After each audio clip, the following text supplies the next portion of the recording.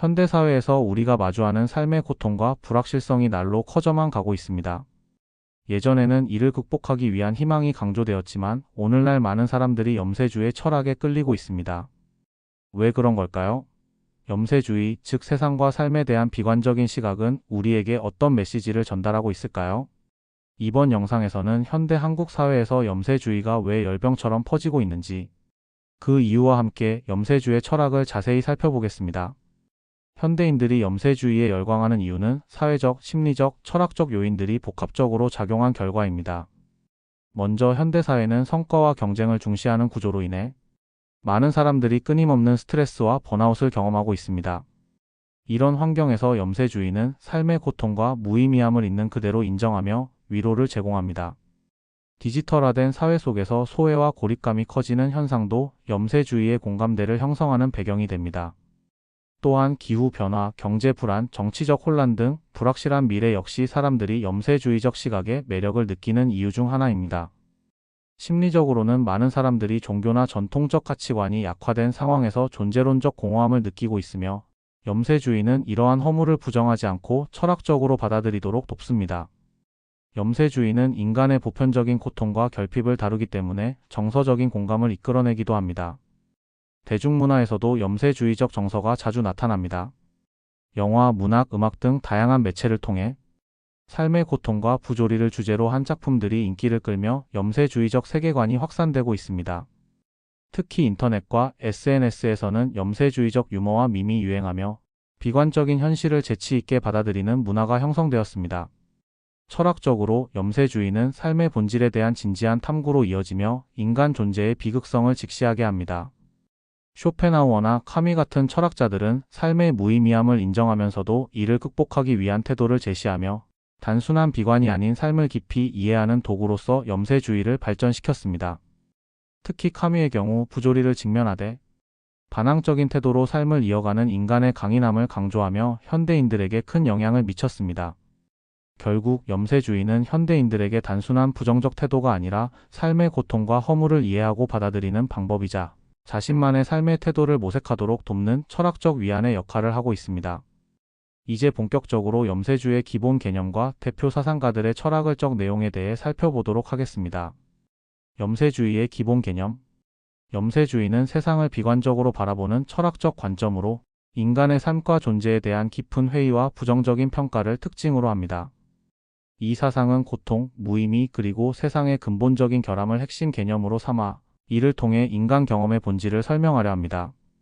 먼저 염세주의자들은 삶이 본질적으로 고통으로 가득 차 있다고 봅니다. 이러한 고통은 단순히 우연한 불운이나 일시적인 어려움이 아니라 인간 존재의 불가분한 일부로 간주됩니다. 아르투어 쇼펜하우어는 이를 삶의 의지라는 개념으로 설명하며 인간이 본능적으로 생존과 욕망을 추구하는 과정에서 끝없는 갈증과 결핍 그리고 고통을 경험한다고 주장했습니다. 그는 인간이 원하는 것을 얻으면 금세 지루함에 빠지고 원하지 않는 상태에서는 고통을 느끼는 이중적 딜레마 속에 있다고 보았습니다. 결국 고통은 단순히 삶의 한 부분이 아니라 인간 존재 그 자체가 고통 속에서 움직인다는 점에서 염세주의의 근본적인 전제로 자리 잡습니다. 또한 염세주의는 삶의 무의미함을 강조합니다. 인간은 끊임없이 목표를 설정하고 이를 이루기 위해 노력하지만 결국 이러한 노력은 무한 반복 속에서 의미를 상실한다고 봅니다. 염세주의자들은 인간의 모든 성취와 발전이 궁극적으로 유한한 생명과 우주의 광대한 시간 앞에서 무의미하다고 지적합니다. 예를 들어 니체는 인간이 의미를 부여하기 위해 만들어낸 가치와 도덕 체계가 본질적으로 허구에 불과하다고 비판하며 이러한 허물을 직면하고 극복해야 한다고 말했습니다. 한편 쇼펜하우어는 인간의 모든 활동이 결국 죽음이라는 불가피한 운명 앞에서 아무런 실질적 가치를 가지지 못한다고 주장하며 삶의 허물을 철학적으로 탐구했습니다. 세 번째로 염세주의는 세상이 본질적으로 결함이 있는 곳이라고 봅니다. 염세주의자들은 인간이 세상에서 조화와 완전함을 기대하는 것은 비현실적이라고 주장합니다. 세계는 본질적으로 불완전하며 인간의 이상적인 기대에 부응하지 않습니다. 이들은 세상이 내재적으로 혼돈과 부조리로 가득 차 있다고 믿으며 삶에서 일어나는 비극적인 사건들과 부조화가 이를 입증한다고 주장합니다. 알베르 카미는 인간이 세상에서 질서를 찾으려는 시도와 세계의 부조리한 본질 사이의 괴리를 부조리라는 개념으로 설명하며 이는 인간 존재의 핵심적인 딜레마라고 보았습니다. 염세주의자들에게 이러한 세계관은 단순한 비관주의나 절망으로 끝나는 것이 아닙니다. 많은 염세주의 철학자들은 이러한 고통, 무의미, 결함을 인정하고 직면하는 것이 인간 존재에 대한 깊은 이해로 나아가는 길이라고 믿었습니다. 예를 들어 쇼펜하우어는 예술과 관조를 통해 이러한 고통에서 잠시 벗어날 수 있다고 보았고, 카미는 부조리를 받아들이고 그 속에서도 삶을 계속 살아가는 반항적인 인간의 태도를 강조했습니다. 결국 염세주의는 인간 삶의 어두운 측면을 철저히 분석하고 이를 기반으로 한 세계관을 제시합니다. 고통과 허무, 결함을 직시함으로써 인간은 오히려 현실에 더 솔직하게 접근할 수 있으며 이를 통해 자기 자신과 세계를 더 깊이 이해하게 됩니다. 염세주의는 다양한 철학자와 문학가들에 의해 발전하였으며 대표적인 염세주의 철학자들은 다음과 같습니다. 대표 철학자들의 사상. 아르투어 쇼펜하우어. 아르투어 쇼펜하우어는 인간 존재의 본질을 맹목적인 생의 의지로 설명하며 이 의지가 인간 삶의 고통과 결핍을 초래한다고 주장했습니다. 그의 철학에서 생의 의지는 단순히 인간의 의식적인 욕망이나 목적을 넘어서는 모든 생명체와 자연의 근본적인 본질로 간주됩니다. 이는 이성이나 논리에 따라 움직이는 것이 아니라 그 자체로 무의식적이고 맹목적이며 끝없이 스스로를 유지하고 확장하려는 충동입니다. 인간은 이 의지의 지배 아래 태어나며 자신이 원하는 것을 추구하는 동안에도 사실은 이 맹목적인 의지를 따르는 존재일 뿐입니다. 쇼펜하우어는 생의 의지가 인간의 고통과 결핍을 필연적으로 발생시킨다고 보았습니다. 인간은 끊임없이 무언가를 갈망하며 이를 충족시키기 위해 노력합니다. 그러나 이러한 욕망은 충족되기 전까지는 고통을 수반하며 충족된 후에도 곧 새로운 욕망과 결핍이 나타나게 됩니다. 그는 이를 끝없는 갈증이라고 표현하며 인간이 욕망의 충족을 통해 완전한 만족을 얻는 것은 불가능하다고 보았습니다. 이러한 끝없는 욕망과 결핍의 반복은 삶을 고통으로 가득 찬 과정으로 만들며 이는 단순한 개인적 경험을 넘어 인간 존재의 본질적 조건으로 간주됩니다. 쇼펜하우어는 특히 삶의 고통을 설명하면서 인간이 단순히 물질적 생존을 위해 노력할 뿐만 아니라 더 높은 욕망을 추구한다는 점에 주목했습니다. 물질적 결핍이나 생존의 위기와 같은 기본적인 고통뿐만 아니라 인간은 사회적 인정, 사랑, 명예, 성취 등 다양한 형태의 욕망을 추구하며 이 과정에서 실패와 좌절 그리고 공허함을 경험합니다. 그는 인간이 자신의 욕망을 충족하려는 모든 노력이 결국 허무로 돌아가며 이러한 고통의 연속성은 피할 수 없는 것이라고 주장했습니다. 그러나 쇼펜하우어는 이러한 고통에서 완전히 벗어나는 길은 없지만 일시적으로 이를 초월할 수 있는 방법이 존재한다고 보았습니다. 그는 예술, 특히 음악을 통해 인간이 생의 의지에서 벗어날 수 있다고 강조했습니다. 쇼펜하우어에게 음악은 단순한 감각적 즐거움이나 오락이 아니라 생의 의지를 초월하여 인간에게 고통에서 해방감을 줄 수 있는 특별한 경험이었습니다. 그는 음악을 다른 예술 형식들과 차별화하며 음악이 의지의 직접적인 표현이라는 점에서 가장 순수하고 심오한 예술이라고 보았습니다. 음악은 특정한 대상이나 이미지에 얽매이지 않고 인간의 감정을 직접적으로 표현하며 생의 의지와 관련된 모든 갈등과 고통을 추상적으로 드러낼 수 있습니다. 이를 통해 음악은 인간이 생의 의지를 잠시 잊고 고통과 결핍에서 벗어나 순수한 심미적 체험을 경험할 수 있도록 돕습니다. 쇼펜하우어는 이러한 미적 체험이 일시적이기는 하지만 삶의 고통 속에서 가장 고귀한 위로를 제공한다고 보았습니다. 예술은 인간이 자신의 욕망에서 자유로워지는 순간을 제공하며 이로 인해 고통과 결핍의 끊임없는 반복에서 벗어나 진정한 평화와 위안을 느낄 수 있게 합니다. 쇼펜하우어의 철학에서 예술적 경험은 단순히 일상적 즐거움의 도구가 아니라 인간이 생의 의지와 그로 인한 고통을 초월할 수 있는 유일한 창구로 자리 잡습니다. 그는 특히 음악이 인간의 내면에 깊은 감동을 주며 그 자체로 우주의 본질과 인간 존재의 근원을 반영한다고 보았습니다. 이러한 점에서 예술은 삶의 고통을 극복하기 위한 철학적이고 실존적인 수단으로 제시되며 인간이 생의 의지의 굴레를 벗어나기 위한 가장 고귀한 방법으로 평가됩니다. 결국 쇼펜하우어는 인간이 생의 의지에 의해 지배받는 한 고통과 결핍에서 완전히 자유로워질 수 없음을 인정하면서도 예술을 통해 인간이 삶의 고통을 잠시나마 초월할 수 있다는 희망을 제시했습니다. 이는 그의 철학에서 고통을 단순히 비관적으로 바라보는 것을 넘어 그 안에서 인간이 위안을 찾을 수 있는 길을 모색한 중요한 부분이라 할 수 있습니다. 프리드리히 니체. 프리드리히 니체는 염세주의에 대해 독특하고 복합적인 관점을 제시하며 기존의 전통적인 염세주의를 비판하는 동시에 그 핵심적인 통찰들을 수용했습니다. 니체의 철학은 쇼펜하우어의 염세주의적 세계관에서 많은 영향을 받았으나 이를 단순히 답습하지 않고 적극적으로 극복하려는 시도로 발전했습니다. 그는 삶의 고통과 비극성을 인정하면서도 이를 부정하거나 도피하려는 기존의 염세주의 태도를 넘어 삶을 긍정하려는 새로운 철학적 방향을 제시했습니다. 니체는 쇼펜하우어가 주장했던 삶의 본질적 고통에 대해 동의했습니다. 그는 인간 존재가 끊임없는 결핍과 욕망 속에서 살아가며 고통이 삶의 불가피한 부분이라는 점을 분명히 인정했습니다. 니체의 사상에서 고통은 단순히 피해야 할 것이 아니라 삶의 본질적인 구성 요소로 이해되었습니다. 이 점에서 그는 쇼펜하우어의 철학을 이어받아 인간이 고통과 허물을 직면하는 태도를 중요하게 여겼습니다. 그러나 니체는 쇼펜하우어의 해법, 즉 고통에서 벗어나기 위해 의지의 억제나 예술적 관조에 의존하는 방식에 비판적이었습니다. 그는 이러한 접근이 삶을 부정하는 태도에 불과하다고 보았습니다. 특히 니체는 기존의 염세주의가 삶의 부조리와 고통을 직면한 뒤 그것을 극복하지 않고 단순히 도피하거나 부정적인 태도로 일관한다고 비판했습니다. 전통적인 염세주의는 삶의 고통과 무의미함을 강조하며 그것을 부정하거나 도피의 대상으로 삼는 경향이 있었습니다. 쇼펜하우어의 철학이 대표적이며 그는 삶의 의지를 억제함으로써 고통에서 벗어날 수 있다고 보았습니다. 그러나 니체는 이러한 태도를 생명부정이라고 간주하며 이는 결국 인간 존재의 활력과 창조성을 억압한다고 보았습니다. 니체는 기존 염세주의를 극복하기 위해 운명애라는 개념을 제시했습니다. 운명애란 삶의 모든 요소, 특히 고통과 비극까지도 긍정하고 사랑하는 태도를 의미합니다. 니체는 인간이 고통을 피하려고 하거나 고통에 얽매이는 대신 그것을 자신의 존재와 분리되지 않는 본질적인 부분으로 받아들여야 한다고 보았습니다. 운명애는 단순히 고통을 견디는 것이 아니라 고통을 포함한 삶 전체를 적극적으로 긍정하는 자세입니다.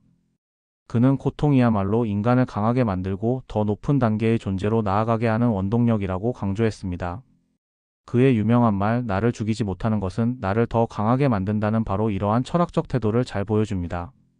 니체의 철학에서 또 다른 중요한 개념은 신의 죽음입니다. 그는 근대 사회에서 전통적인 종교와 도덕 체계가 무너짐으로써 인간이 더 이상 삶의 의미를 외부에서 찾을 수 없게 되었음을 선언했습니다. 신의 죽음은 기존의 절대적 가치와 의미가 붕괴되었음을 상징하며 이는 인간이 허무주의에 빠질 위험을 초래했습니다. 그러나 니체는 이를 단순히 비관적으로 보지 않고 새로운 가능성의 출발점으로 간주했습니다. 그는 인간이 초인이라는 이상을 통해 스스로 새로운 가치를 창조하고 자신의 삶의 의미를 부여해야 한다고 주장했습니다. 니체는 허무주의와 염세주의를 단순히 극복해야 할 문제로 보지 않았습니다. 오히려 그는 허무와 염세주의가 기존의 가치체계가 붕괴한 이후 나타나는 자연스러운 과정이라고 보았습니다. 따라서 그는 허무를 부정하거나 피하지 않고 그것을 직면하고 넘어섬으로써 새로운 가치와 의미를 창조하는 길을 탐구했습니다. 이 과정에서 니체는 전통적인 염세주의가 고통과 무의미함을 인정하면서도 그것을 수동적으로 받아들이는 데 머무르는 태도를 비판하며 보다 적극적이고 창조적인 철학적 태도를 제안했습니다. 결론적으로 니체는 염세주의의 통찰을 수용하면서도 이를 극복하려는 철학을 전개했습니다. 그는 삶의 고통과 비극성을 정면으로 직시하면서도 이를 삶의 필수적인 부분으로 긍정하고 새로운 가치를 창조하는 과정을 통해 인간 존재의 가능성을 확장하고자 했습니다. 그의 철학은 기존의 염세주의적 태도를 넘어서는 동시에 삶의 무게와 고통을 직면하는 성찰적인 자세를 유지하는 독창적인 접근법을 제시했습니다.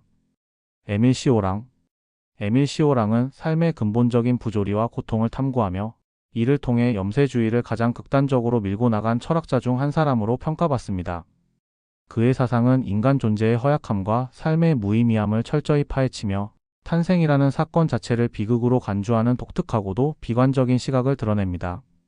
시오랑의 철학은 단순한 이론적 논의에 머물지 않고 깊이 개인적이고 감성적인 글쓰기를 통해 표현되어 그의 사상을 더욱 강렬하고 심미적으로 전달합니다. 시오랑에게 있어 삶은 탄생이라는 비극에서 시작되는 고통의 연속입니다. 그는 탄생을 인간이 겪을 수 있는 첫 번째이자 가장 큰 재앙으로 보았습니다.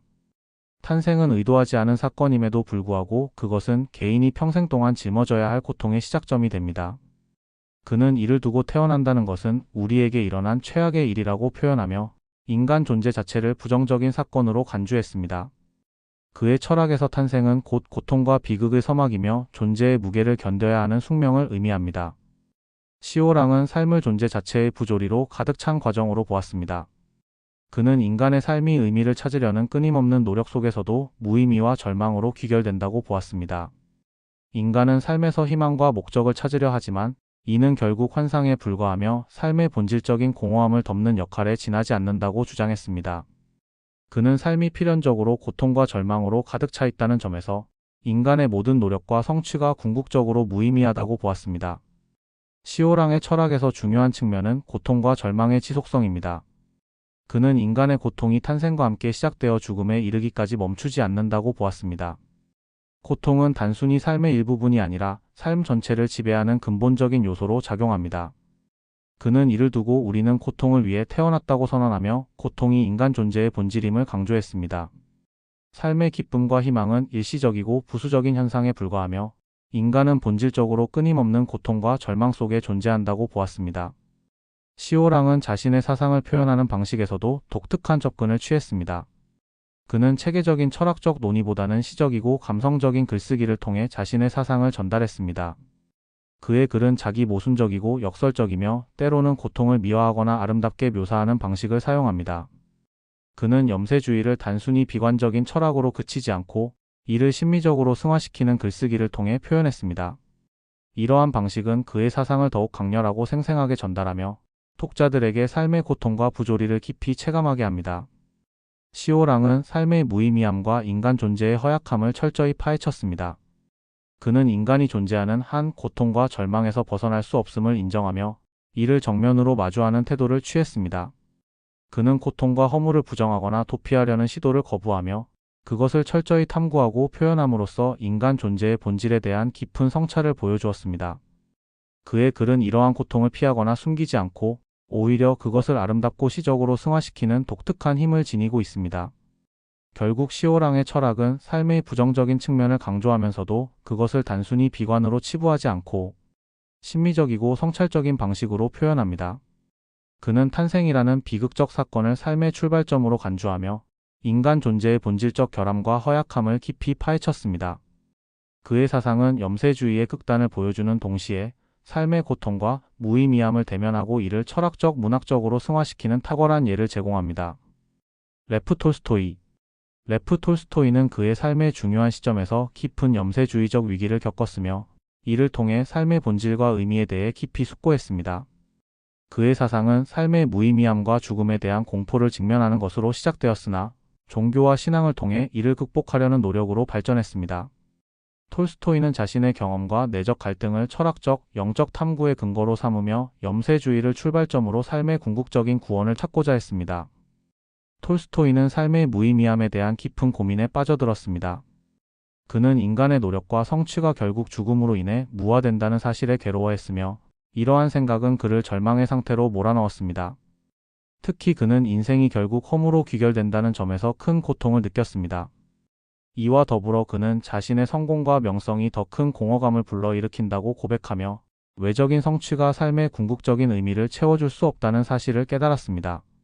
그의 저서 참회록에서 그는 이 시기의 내적 갈등과 염세적인 고뇌를 생생하게 묘사하며 삶의 목적과 가치를 찾기 위한 자신의 절박한 탐구를 기록했습니다. 이러한 염세주의적 관점은 톨스토이를 죽음에 대한 공포로 몰아갔습니다. 그는 죽음이 삶의 모든 것을 무가치하게 만든다는 생각에 사로잡혔으며 이는 그의 철학적 사유의 중심이 되었습니다.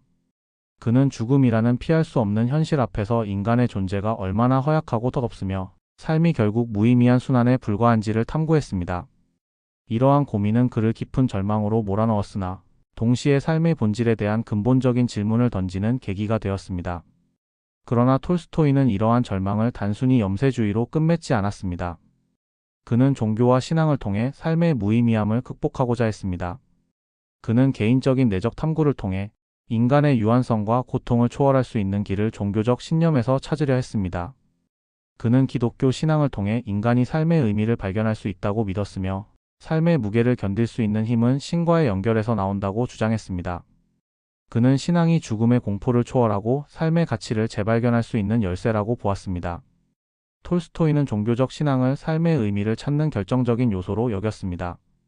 그는 인간의 지성과 이성이 죽음과 무의미함의 문제를 해결할 수 없다고 보았으며 이를 넘어서는 길은 신앙에 있다고 주장했습니다. 그는 종교가 단순히 도덕적 규범이나 의식의 문제가 아니라 인간 존재의 본질적 질문에 대한 궁극적인 답변을 제공한다고 믿었습니다. 톨스토이는 자신의 신앙을 통해 삶의 허무함을 초월하고 모든 존재가 신의 섭리 안에서 의미를 가진다는 깨달음을 얻었습니다. 결국 톨스토이는 염세주의적 관점에서 출발했지만 이를 종교와 신앙을 통한 구원으로 극복하고자 했습니다. 그는 삶의 고통과 죽음의 공포를 직면했으며 이를 통해 인간 존재의 깊은 비극성을 이해했습니다. 하지만 그는 이 비극성을 넘어 삶의 의미를 발견하려는 노력을 포기하지 않았습니다. 그의 사상은 단순히 염세주의적 결론에 머무르지 않고 신앙과 종교를 통해 새로운 희망과 목적을 찾는 길을 제시합니다. 이러한 점에서 톨스토이는 염세주의와 신앙의 접점을 탐구하며 절망 속에서도 삶의 의미를 찾으려는 철학적이고 영적인 여정을 보여줍니다. 알베르 카미. 알베르 카미는 삶의 본질적인 부조리를 철학의 중심 주제로 삼으며 인간이 이 부조리한 세계에서 어떻게 살아야 할지를 탐구했습니다. 그는 삶의 무의미함과 인간의 본질적 고독을 직시하면서도 그러한 부조리를 단순히 절망으로 받아들이는 대신 그것을 적극적으로 수용하고 그 안에서 의미를 찾아야 한다고 주장했습니다. 그의 주요 저서 이방인과 시지프 신화는 이러한 사상을 구체적으로 보여주는 작품들로 인간 존재의 딜레마와 그 해결 방식을 상징적으로 표현하고 있습니다. 카미는 부조리를 인간과 세계 사이의 충돌로 정의했습니다. 인간은 본질적으로 의미를 추구하는 존재이며 삶에서 이유와 질서를 찾고자 하지만 세계는 그러한 요구에 응답하지 않는 무의미한 공간으로 존재합니다. 인간이 절망적으로 의미를 찾으려 할수록 우주는 냉담하게 침묵하며 이로 인해 부조리한 상황이 발생합니다. 카미는 이 부조리가 인간 존재의 핵심이라고 보았으며 이를 피하거나 부정하기보다 정면으로 마주해야 한다고 주장했습니다. 이러한 부조리는 그의 작품 이방인에서 주인공 메르소를 통해 상징적으로 나타납니다. 메르소는 기존의 도덕적, 사회적 질서를 거부하며 부조리한 세계 속에서 자신의 존재를 수용하려는 인물로 묘사됩니다. 카미는 인간의 반복적이고 목적 없는 삶을 고대 그리스 신화의 시지프에 비유했습니다. 시지프 신화에서 시지프는 끝없이 바위를 산 정상으로 밀어 올리지만 바위는 다시 아래로 굴러 떨어지고 그는 이를 반복해야 합니다. 이 신화는 인간 삶의 부조리와 비극성을 상징적으로 보여줍니다. 그러나 카미는 시지프의 운명을 단순히 절망적인 것으로 보지 않았습니다. 그는 시지프가 자신의 운명을 받아들이고 그 과정에서 오히려 삶을 긍정할 수 있다고 주장했습니다. 부조리를 직면하는 태도는 곧 반항이며 이는 부조리를 수용하면서도 이에 굴복하지 않는 인간의 강인함을 의미합니다. 카미는 반항의 태도를 삶에서 가장 중요한 요소로 보았습니다. 부조리는 피할 수 없는 현실이지만 인간은 그 안에서 의미를 찾기 위해 끊임없이 노력할 수 있습니다. 그는 신앙, 이데올로기 또는 허구적인 질서를 통해 부조리를 덮으려는 시도를 거부했으며 오히려 부조리를 인정하고 그 안에서 삶을 살아가는 방법을 모색해야 한다고 보았습니다. 이는 카미가 염세주의적 관점을 넘어서 삶의 부조리를 인정하면서도 적극적으로 삶을 살아가려는 태도를 강조했음을 보여줍니다. 이방인에서는 이러한 사상이 주인공 메르소의 삶과 죽음을 통해 구체적으로 드러납니다. 메르소는 사회적 규범과 관습을 거부하며 자신의 삶에 대한 책임을 자각하는 과정에서 부조리를 마주합니다. 그는 죽음을 앞둔 순간 삶의 무의미함을 완전히 수용하고 이를 통해 오히려 자유를 경험하게 됩니다. 이러한 과정은 카미의 철학에서 부조리한 세계 속에서 진정한 자유를 찾는 방법을 상징합니다. 결국 카미의 철학적 메시지는 부조리 속에서 의미를 찾으려는 노력이 인간 존재의 본질이라는 것입니다. 삶은 본질적으로 무의미하고 고통스러울 수 있지만 이러한 부조리를 부정하거나 도피하지 않고 직면할 때 인간은 삶의 참된 가치를 발견할 수 있습니다. 그는 인간이 부조리를 직시하고 이를 수용하며 자신의 방식으로 삶을 살아가는 것이야말로 진정한 인간성의 발현이라고 보았습니다. 이러한 점에서 카미의 사상은 염세주의를 단순히 절망으로 끝맺는 것이 아니라 부조리 속에서 삶의 적극적인 태도를 제시하며 인간 존재의 가능성을 확장하려는 시도로 평가받습니다. 지금까지 염세주의에 대한 개요와 주요 철학자들의 사상을 살펴보았습니다.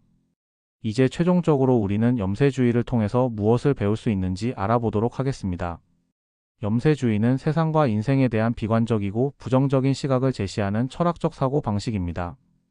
그러나 이를 단순히 절망의 철학으로 한정할 수는 없습니다. 염세주의를 통해 우리가 배워야 할 중요한 교훈이 있습니다. 첫째, 염세주의는 인간 존재의 한계와 현실을 직시하는 데 중요한 역할을 합니다. 인간의 존재가 불완전하고 세상이 우리가 바라는 대로 완전하지 않다는 사실을 인정하게 됩니다. 이는 우리가 고난과 한계를 피하려 하지 않고 그것을 수용하는 법을 배우도록 합니다. 고통과 죽음 같은 불가피한 현실을 받아들이고 이를 직면함으로써 지나치게 이상적인 기대나 환상을 덜어내고 현실적인 삶을 살아가게 됩니다. 둘째, 염세주의는 고통의 불가피성을 인식하고 이를 받아들이는 법을 가르칩니다. 인간 존재의 본질에는 고통이 따르며 이를 부정하거나 도피하려 하지 않고 고통을 적극적으로 받아들이는 태도가 중요합니다. 아서 쇼펜하우어는 고통이 인간 존재의 근본적인 특성이라고 보았으며 고통을 최소화하고 그것을 수용하는 방법을 모색해야 한다고 주장했습니다. 또한 니체는 고통을 극복하려는 의지가 인간을 강하게 만든다고 보며 고통 속에서도 자신의 삶을 재창조할 수 있는 가능성을 찾을 수 있다고 했습니다. 셋째, 염세주의는 삶의 무의미함을 인정하는 순간 우리가 얻게 되는 자유를 강조합니다. 카미는 부조리를 주제로 인간이 무의미한 우주 속에서 의미를 찾으려는 노력의 중요성을 역설했습니다. 삶의 무의미함을 인정하면 그 무의미함을 채울 새로운 의미를 창조할 수 있는 자유가 주어진다고 보았습니다. 즉, 외부에서 제공하는 의미를 찾기보다는 내면에서 의미를 창조해야 하며 이것이 진정한 자유와 인간성의 발현으로 이어집니다. 넷째, 염세주의는 존재의 허물을 수용하고 순간을 소중히 여기는 태도를 가르칩니다. 인간은 결국 죽음을 맞이하게 되고 모든 것은 끝날 것입니다. 이 사실을 인식하면 우리는 현재를 더욱 소중히 여기고 삶의 의미를 깊이 경험하게 됩니다. 존재의 허물을 인정함으로써 고통과 불확실성 속에서도 지금 이 순간을 제대로 살아가려는 태도를 배울 수 있습니다. 마지막으로 염세주의는 변화와 성장의 가능성을 제시합니다. 고통과 고난을 피할 수 없다면 우리는 그것을 통해 성장할 수 있습니다. 니체의 운명애처럼 고통과 불완전함을 애정으로 받아들이고 그 속에서 더 나은 삶을 창조할 수 있다는 메시지를 전합니다. 고통은 단순히 우리를 무너뜨리는 것이 아니라 오히려 더 나은 존재로 성장할 수 있는 기회를 제공합니다. 결국 염세주의는 고통과 무의미함을 직시하고 그 속에서 자유롭고 의미 있는 삶을 살아가는 방법을 가르쳐줍니다. 우리는 고통을 부정하거나 도피하지 않고 그것을 수용하며 그 속에서 삶의 가치를 발견하고 창조할 수 있습니다. 염세주의는 우리가 존재의 불완전함과 한계를 받아들이고 그 속에서 진정한 자유와 의미를 찾도록 돕는 철학적 교훈을 제공합니다. 염세주의는 단순히 부정적인 철학이 아니라 우리가 고통을 직시하고 삶의 의미를 찾는 방법을 제시하는 철학입니다. 그것은 고통을 수용하고 무의미한 삶 속에서 새로운 의미를 창조하는 과정입니다. 이제 여러분은 염세주의를 어떻게 받아들일 수 있을까요? 여러분의 생각을 댓글로 남겨주세요. 감사합니다.